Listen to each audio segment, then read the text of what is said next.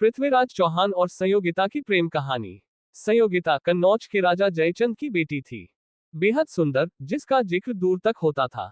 एक बार संयोगिता ने अपने महल में आए एक चित्रकार के चित्र देखते हुए पृथ्वीराज चौहान का चित्र भी देखा था। इस तस्वीर को देखते ही संयोगिता उन्हें दिल दे बैठी थी। वहीं जब उस चित्रकार ने संयोगिता का चित्र पृथ्वीराज चौहान को दिखाया तो वो भी मन ही मन उन्हें चाहने लगे। लेकिन कहानी में रोमांच आना ही था तो वो लेकर आए संयोगिता के पिता जयचंद।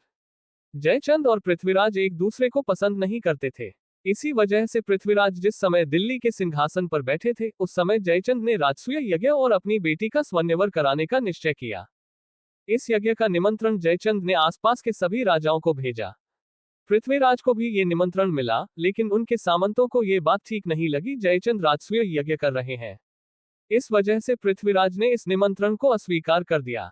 इसके बाद गुस्साए जयचंद ने यज्ञमंडप के दरवाजे पर पृथ्वीराज की एक प्रतिमा द्वारपाल के रूप में स्थापित कर दी और इस तरह बढ़ते बढ़ते बात काफी आगे बढ़ गई। फिर आया ट्विस्ट और संयोगिता को स्वयंवर से ले गए पृथ्वीराज।